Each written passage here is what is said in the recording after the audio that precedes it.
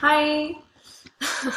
In our group, we chose to talk about transhumanism, and I'm going to describe transhumanism for you. Um, and to describe transhumanism, I would like you to imagine a staircase to the future. So, on the very bottom of the staircase stands a very technological, privileged man, as we know today. And just let's say the man is deaf.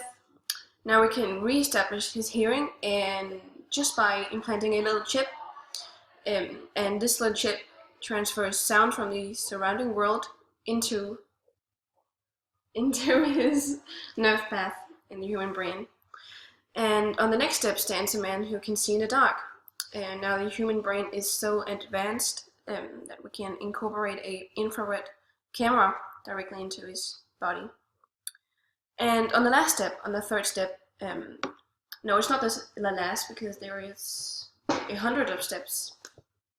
But on the next step stands a very strange and unfamiliar person, because now humans can transfer thoughts and feelings directly into each other just without saying a word, and they can, as needed, download extra intelligence just from the internet. And that is what transhumanism is. Okay. Okay. Transhumanism is a loosely defined movement, and it has developed gradually over the 2 decades. The philosopher Nick Bostrom says that there are at least 10 different types of transhumanism.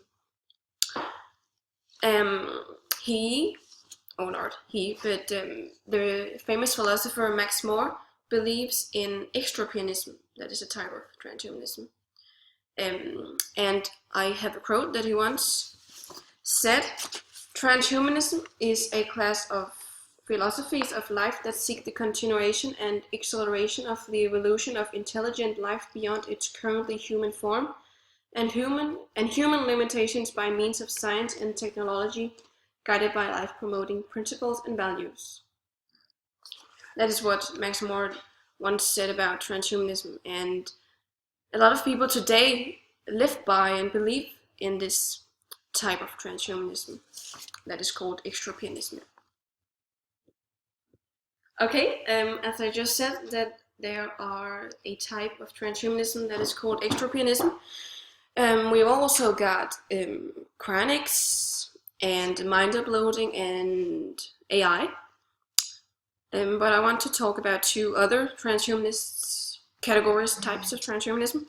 There is democratic transhumanism, and when you are a democratic transhumanist, you support equal access to human enhancement technologies to promote social equality and lessen the divide between the sexes.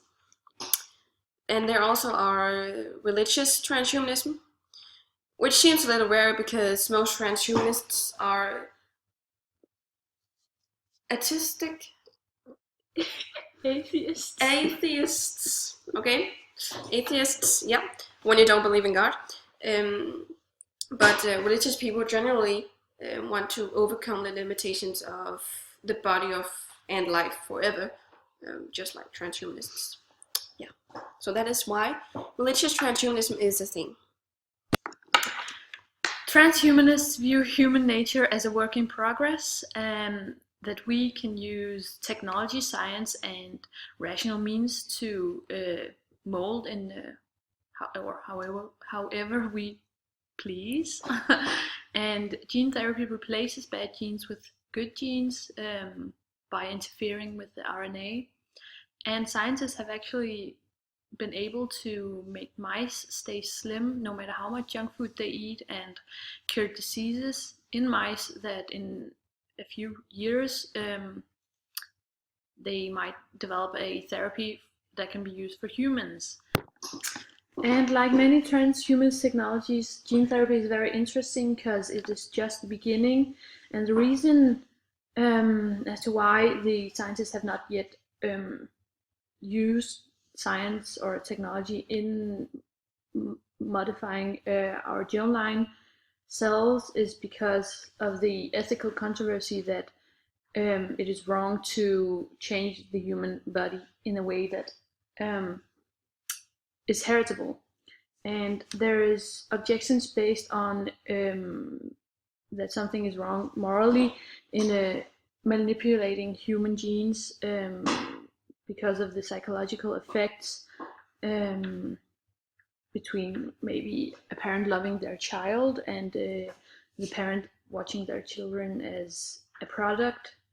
Um, but and a transhumanist should not dismiss these concerns as irrelevant. They do not want a parent to love or cherish their child less, and they do not want social prejudice against people with disabilities to get worse. But being free from severe disease would be good, and by using technology and science, we could, for example, improve the lives of people with disabilities by curing them and letting them live a free and non-restricted life, and having a mind that can learn more quickly or having a more robust immune system is things we as humans should try to accomplish.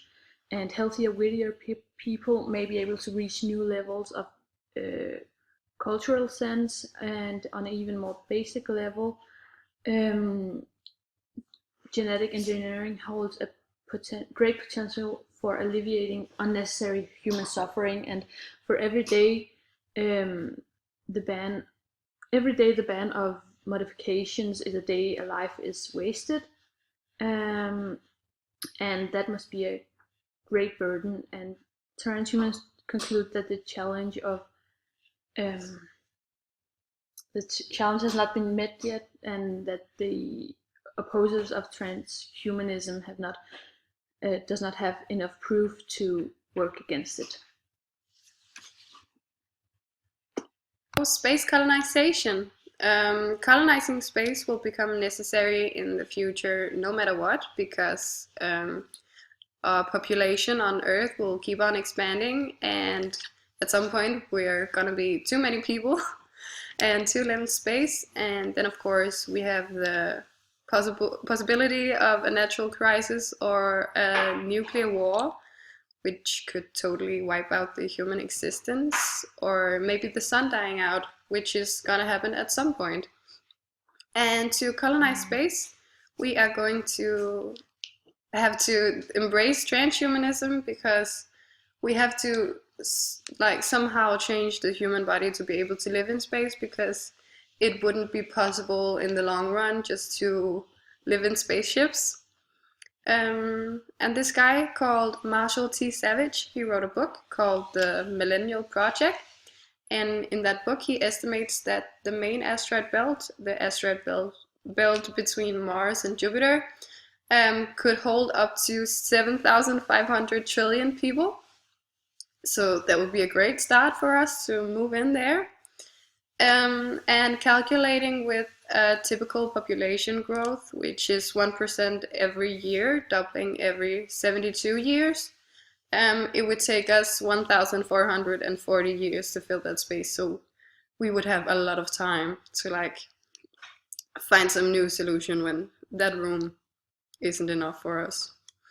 But of course we meet the questions, is this acceptable? Can we do this to our bodies? And some people would say that no, we can't, because this is the way that God created us, and we are like on the top of the food chain, and we don't have to change us. We are like perfect the way we are. But on the other hand, you could say that if we don't do this, we are gonna have to face a overpopulated globe, and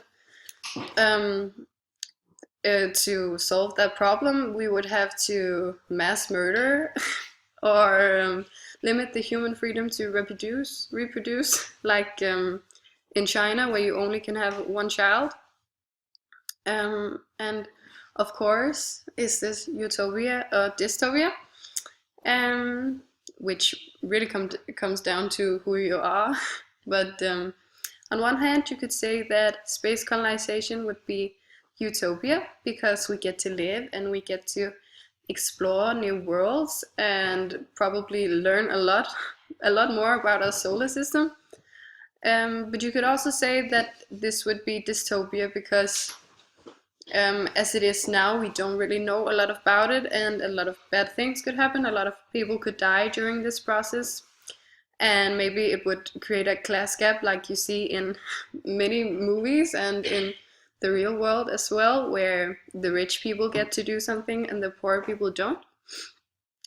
So it's really a question that no one can answer at the moment. And talking about changing the human body, these three people, an artist called Patricia Pigini, and a trauma surgeon called Christian Kenfield, and a collision expert called David Logan. They made this human that you can see on the picture, which is a human adapted specifically to survive car crashes, and his name is Graham. They named him. He was made for a campaign about slowing down on the highway, and a lot of transhumanists have taken this picture, and they are now saying that instead of evolving cars to fit people, we can evolve people to fit cars, because like, no matter how safe you make a car, there are always going to be some flaws, and people will still be able to die from car crashes. But if we evolve people to fit cars, we actually could survive car crashes. And yeah, Graham looks a bit weird to us right now, but if everybody looked like this, then that would be normal, and maybe the way that we look now would be the weird way. Yes, in the end we got 5 questions. I will just read them out loud. Number 1, what does being human mean to you, and when are you not a human? Yeah. Number 2, is space colonization okay, or is it taking it too far? Number 3, is the quest for perfection worth this cultural and moral cost? Number 4, would you want to include transhumanism into your life? If yes, which type of transhumanism? And the last one, is transhumanism utopia or dystopia? Yes, thank you so much for liking and subscribing. Oh yes, yes, yes.